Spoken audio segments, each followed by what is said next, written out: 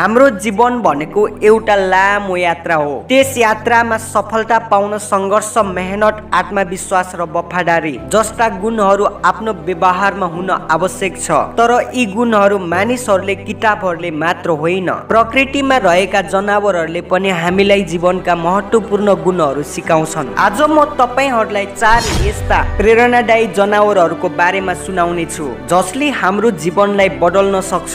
यी 4 जनावरहरूबाट हामीले सिक्नु पर्ने अमूल्य गुणहरू छन् जसले हामीलाई हिम्मत र आत्मविश्वास दिन्छ।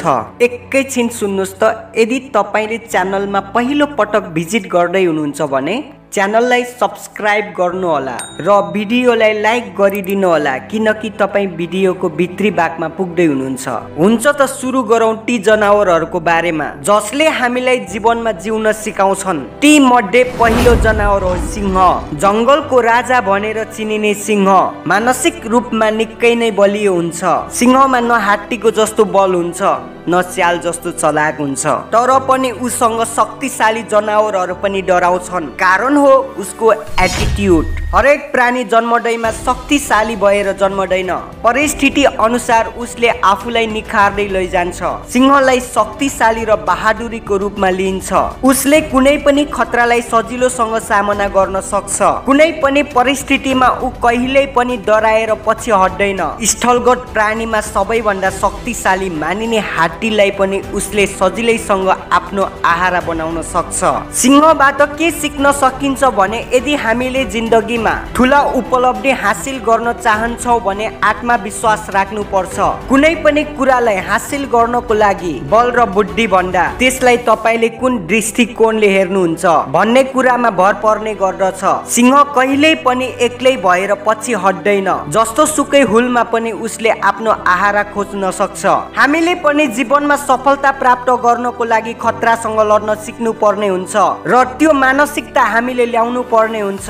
डरले हामीलाई कहिल्यै पनि अगाडि बढ्न दिँदैन। डरलाई हामीले सही दिशामा प्रयोग गरेर आत्मविश्वासका साथ अघि बढ्नु पर्छ। सिंहले अरूलाई कहिल्यै कपी गर्दैन, त्यसैले ऊ सधैँ युनिक हुन्छ। हरेक मानिस फरक वास्तविकताका साथ यस धरतीमा आएको हुन्छ, तर हामी आफू र आफ्नो विशेषतालाई नचिनेर अरू मानिसको कपी गर्न लाग्छौँ। आफ्नो लक्ष्य तयार नगरेर र तयार भएको लक्ष्यलाई बिर्सेर अरूको लक्ष्य कपी गर्छौँ। यसो गर्दा हामीले जिन्दगीमा कहिल्यै पनि केही प्रगति गर्न सक्दैनौँ भन्ने पाठ सिंहबाट सिक्न सकिन्छ।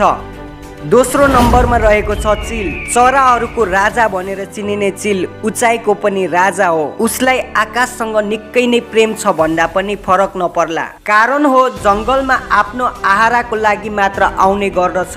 चिलको आयु 70 वर्षको हुन्छ, तर उसलाई 40 वर्षको हुँदा उसको चुच्चोले शिकार गर्न सक्दैनन्। उसको नङ्ग्राले कुनै पनि शिकारलाई समात्न सक्दैनन्। उसको पखेटा उड्नै नसक्ने गरी उसको शरीरमा तासिएका हुन्छन्। उसले नयाँ जीवनको लागि चट्यानको चुच्चोमा गएर आफ्नो चुच्चो र नङ्ग्रा खियाउँछ, किनकि उसलाई प्रकृतिले नयाँ चुच्चो र नङ्ग्रा दिएपछि आफ्नो चुच्चाले पुरानो पखेटालाई एक एक गरी उखेल्छ र अझै 30 वर्ष जवानीको जीवन लिएर बाँच्ने गर्दछ।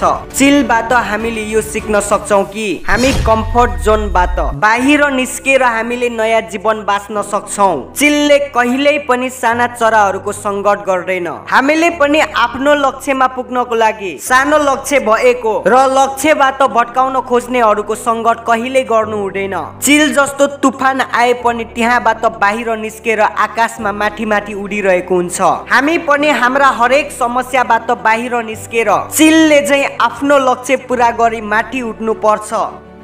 तेस्रो नम्बरमा रहेको छ कमिला। हामीले कुनै पनि काम गर्नको लागि आफू आफैमा मोटिभेट भएर मेहनतका साथ अगाडि बढ्यो भने जीवनमा एक दिन सफल भइन्छ। यसको सबभन्दा गहकिलो उदाहरण हो कमिला। मेहनतको कुरा गर्दा वा मेहनतको बारेमा उदाहरण दिनको लागि सबैको दिमागमा कमिला आउँछ। कमिलाहरूले जहिले पनि एकट्टाबद्ध भएर काम गरिरहेका हुन्छन्। यदि कमिला आफ्नो काममा निस्किन्छ भने उसको बाटो हामीले बारम्बार रोकिदिँदा पनि ऊ कहिले रोकिदैन। कमिलालाई बारम्बार रोकिदिँदा पनि उसले आफ्नो बाटोमा निरन्तरता दिइरहन्छ। कमिलाले आफ्नो शरीरको तौल भन्दा 50 गुना बढी तौल बोकेर हिँड्न सक्छ। मेहनतको कुरा गर्ने हो भने मानिस भन्दा पनि कमिला अगाडि छ। हामी मानिस आफूमा क्षमता भएर पनि म गर्न सक्दिन भनेर हिम्मत हारेर बस्छौं। त्यही मानसिकतामा बस्न र बाँच्न थाल्छौं। तर कमिलाले यो साबित गरिदिएको छ कि मेहनतले जस्तो सुकै असम्भव हुने काम पनि सजिलो तरिकाले गर्न सकिन्छ।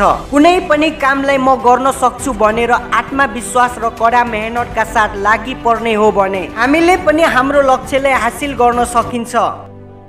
चौथो नम्बरमा रहेको छ कुकुर। कुकुर संसारकै सबैभन्दा वफादार जनावर हो। कुकुरको मालिक चाहे गरिब होस् वा धनी, सुखमा होस् या दुःखमा ऊ कहिल्यै साथ छोड्दैनन्। यदि हामी सफल मानिस बन्न चाहन्छौँ भने हामीलाई कुकुरको जस्तो निद्रा लाग्नु पर्छ। जस्तो गहिरो निद्रामा पनि कुकुर आफ्नो मालिक प्रति वफादार भएर उसको रेखदेखको लागि निद्राबाट जुरुक्क उठ्छ।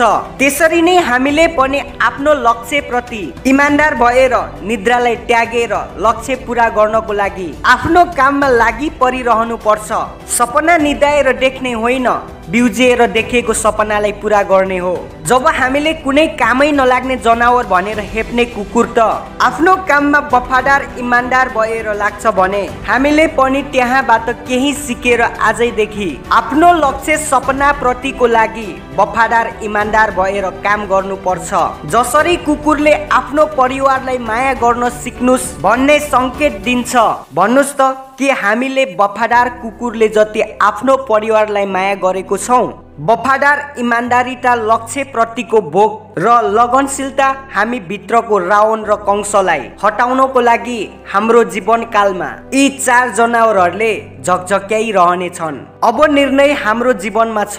के हामीले यी जनावरका गुणहरू अपनाएर अघि बढ्न सक्छौं? के हामीले सिंहको आत्मविश्वास, चिलको साहस, कमिलाको सङ्घर्ष, मेहनत र कुकुरको वफादारी इमानदारीलाई आफ्नो जीवनमा उतार्न सक्छौं? यदि सक्छौं भने हाम्रो सफलताको यात्रा आजैबाट सुरु भएको छ।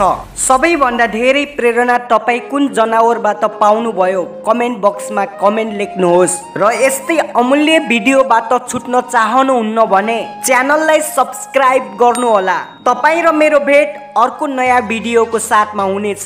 नमस्ते।